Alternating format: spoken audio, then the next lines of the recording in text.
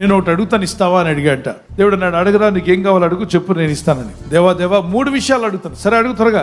అందరికి ఉన్న వాహనం లాంటిది కాదు, పెద్ద వాహనం కావాలి. ఏమనుకోవద్దు దేవా అన్నట్టు. ఓకే, దాని ఏముంది, వాహనమే కదా, ఇస్తానులే. ఇంకో రెండవది కూడా అడుగుతాను ప్రభు, ఒక బ్యాగ్ నిండా డబ్బు ఉండాలి దేవా అన్నాడట. నా చుట్టూ ఆడోళ్ళు నిలబడాలి ప్రభు అన్నాడట. ఈలోగా వాడికి ఉద్యోగం కోసం అన్ని ప్రయత్నాలు చేస్తుంటే ఒక ఉద్యోగం వచ్చింది. ఏంటిది? City bus conductor. వీడు ఇంకా అడుగుతున్నాడు, దేవా నేను 3 అడిగాను, ఇస్తానన్నావు కదా, ఎప్పుడు ఇస్తావు దేవా అంటే, నువ్వు అడిగినవి నేను ఎప్పుడో ఇచ్చేసాను రా అన్నాడట. ఎప్పుడు ఇచ్చావు దేవా అంటే, గుర్తుపెట్టుకో, పెద్ద వాహనం అడిగావు, ఆర్టీసీ బస్.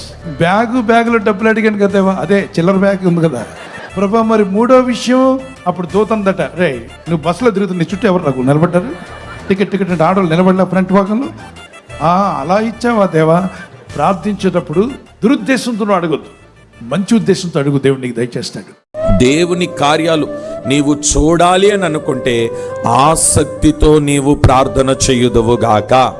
ఆసక్తితో ప్రార్థన చేస్తే నీ ప్రార్థన ఎలాగుంటుందని అంటే, వేరే కన్ఫ్యూషన్ ఉండదు, వేరే ఆలోచనలు ఉండవు, వేరే తలంపులు ఉండవు, వేరే మనస్సు ఉండదు. ఒక్కసారి డిసైడ్ అయినవా, ప్రార్థన చేయాలనుకున్నావా, సాతానుగాడికి కూడా తెలిసిపోతుంది ఏమనంటే, ఈరోజు నువ్వు ప్రార్థన చేస్తావని. నువ్వు ప్రార్థన చేస్తే అగ్ని కురిపించబడుతుందని తెలుసు, నువ్వు ప్రార్థన చేస్తే వర్షం ఆగుతుందని తెలుసు, నువ్వు ప్రార్థన చేస్తే వర్షం కురిపించబడుతుందనే సంగతి కూడా వాడికి తెలుసు. అందుకని ఆ రోజు ఏం చేస్తాడంటే, నీకేదో ఒక సమస్య తీసుకొచ్చి పెడతాడు, నేను ఏదో ఒక బిజీ షెడ్యూల్ పెట్టేసేసి ప్రార్థన చేయనివ్వకుండా చేస్తాడు. అది నువ్వు గమనించి నువ్వు పర్వతానికి ఎక్కి ప్రార్థన చెయ్యగలిగితే నిశ్చయముగా నా దేవుడు కార్యము చెయ్యనుగాక. చేసే కొద్ది నిమిషాల ప్రార్థన అయినా ఆసక్తితో ప్రార్థన. ఎవరైనా మన దగ్గరికి వచ్చి, మీ దేవుడు మీకు ఏమి ఇచ్చాడండి అంటే, ఇదిగోనో బిల్డింగ్ ఇచ్చాడండి, కార్ ఇచ్చాడండి, బైక్ ఇచ్చారండి, అదండి ఇదండి, మంచిదే, అవన్నీ చెప్పాలా, ఎందుకంటే అవన్నీ దేవుడు మనకి కలుగు చేసిన మేళ్లే. కానీ అన్నిటికన్నా ప్రాముఖ్యంగా యేసు ప్రభు నా కోసం తన ప్రాణం ఇచ్చారు. చెప్పావు ఎప్పుడైనా? యేసు ప్రభు నా కోసం తన రక్తాన్ని కార్చారు, నిత్య జీవానికి వారసురాలిగా నన్ను చేశాడు అనే మాట నువ్వు చెప్పగలవా? Yes my dear friends, he is the lord who gives. ఇచ్చే దేవుడు ఆయన. మీ పొలములలో మీరు నాటిన చెట్లు ఫలిస్తున్నాయి. ఏ పనైతే నువ్వు చేస్తున్నావో నీ కష్టార్జితాన్ని దేవుడు ఆశీర్వదించే దేవుడు. నీ పొలముల పంట నువ్వు తింటావు. దేవుడు నిన్ను బలపరిచే దేవుడు ఆయన. ఫలించే కృపలో నిన్ను నడిపిస్తున్నాడు. ఈరోజు ఈ వాగ్దానాన్ని క్లెయిమ్ చేసుకుని ప్రభువును స్తుతించండి. ప్రభువా, తొలకరి వర్షమును కడవరి వర్షమును కురిపించువాడు ఆయనే అని లేఖనం సెలవిచ్చిన రీతిగా నా జీవితంలో ఎప్పుడు ఏది అవసరమో ఎరిగిన దేవుడు ప్రభువా, మేలు చేయండి అని దేవుడు. స్త్రీ అయినా పురుషుడైనా నేను చెప్పిన ఈ మాటని తీవ్రంగా తీసుకున్నోళ్ళు ధన్యులు. చిన్నపిల్లలైనా, ఆడపిల్లలైనా, మగపిల్లలైనా, యవనస్తులైనా, ముసలోళ్ళైనా, మన సమస్త ప్రవర్తనలో ఎల్లప్పుడూ ఒక్క విషయమై మనం జాగ్రత్త కలిగి ఉండాలి.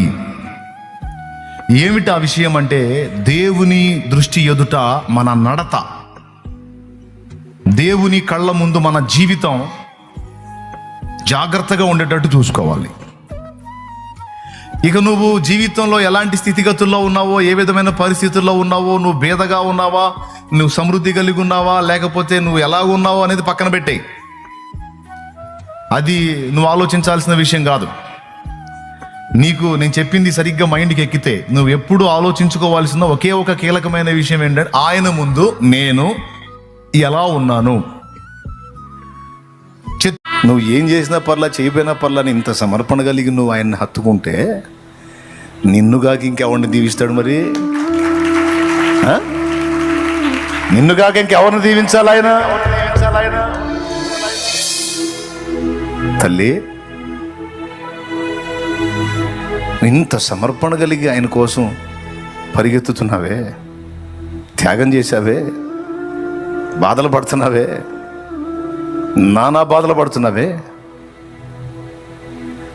గమనిస్తున్నాడు ఏమాత్రం, ఇంకా అసలు నీ ప్రేమలోని పరిపూర్ణత ఎంతో కనిపెడుతున్నాడు. సైలెంట్గా ఓదార్పు కోసం చెప్పట్లా, ఆత్మ నడిపింపులో మాట్లాడుతున్నా, ఆత్మ ప్రేరేపించి పలికిస్తున్న మాటలు పలుకుతున్నాను నేను. It's not over. It's not over. People might have told you you're dead. You might have thought it's dead. God is saying it's not done. నీకు చచ్చిపోయిన పరిస్థితులు ఉండొచ్చు, అయిపోయిన పరిస్థితులు ఉండొచ్చు, చేతకాని పరిస్థితులు ఉండొచ్చు, ఇంకా కుదరదన్న పరిస్థితులు ఉండొచ్చు.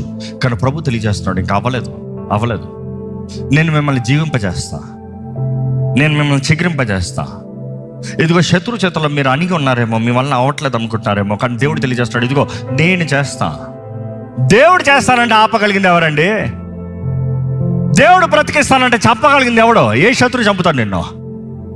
When God is about to tell you you're going to have a new beginning, who is that saying it's over? కోల్పోయిన సంవత్సరం కాదు, నిరీక్షణ సంవత్సరం. నమ్మేవారు హల్లెలూయా చెప్తామా? ఇది మనకు నిరీక్షణ సంవత్సరం. నమ్మేవారు హల్లెలూయా చెప్తామా? నీకు అనుకున్న జరగని పరిస్థితుల్లో కూడా నిరీక్షణ కలిగి ఉండు. అయిపోయిందన్న పరిస్థితుల్లో కూడా నిరీక్షణ కలిగి ఉండు. ప్రభు ఆత్మ ద్వారంగా సమస్తము సాధ్యము. శక్తి ద్వారంగా కాదు, బలము ద్వారంగా కాదు, నా ఆత్మ ద్వారముగా నేను జరిగిస్తా. It is through the spirit. నీ శక్తి బలము పనికిరాదు, నీ తెలివితేటలు పనికిరాదు. ప్రభు ఆత్మ ద్వారంగా మాత్రమే కార్యం జరుగుతుంది. ప్రభు ఆత్మ ద్వారంగా మాత్రమే. ప్రభు ఆత్మను నువ్వు కలిగి లేకపోతే నీ జీవితంలో శక్తి లేదు. You are dead. దేవుడు మనకు దూరంగా ఉన్నాడా, సమీపంగా ఉన్నాడా? నిజం చెప్తున్నారా? మీరు ఎక్స్పీరియన్స్ చేసి చెప్తున్నారా, లేకపోతే ఇక్కడ రాసి ఉంది కాబట్టి చెప్పేద్దాం అనుకుంటున్నారా? Have you ever experience that God is closer to you than anybody else? ఈ లోకంలో ఏ ఒక్కరూ రాలేనంత దగ్గరగా ప్రభు నీకు వచ్చాడనే విషయం నీకు తెలుసా? ఆయన సన్నిధి నువ్వు ఎప్పుడైనా అనుభవించావా? అందరూ నేను వదిలిపెట్టేసినప్పుడు, లోకమంతా నేను విడిచిపెట్టేసినప్పుడు, బహుశా నేను అనుకుంటాను మానవ జీవితంలో ఎక్కడో చోట ఇలాంటి సందర్భం ఒకసారి ఎదురొద్దేమో మనిషికి. ప్రపంచంలో ఈ రోజున అనేక మంది ఒంటరితనంతో బాధపడే వాళ్ళు ఉన్నారు. వేదన.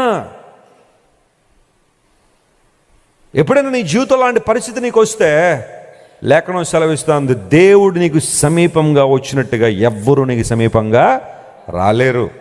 ఓ దేవుని సేవడు అంటాడు, God is as close as our breath అంటాడు. మన ఊపిరి మనకి ఎంత దగ్గరగా ఉంటుందో దేవుడు అంతకన్నా మనకు దగ్గరగా ఉంటాడు.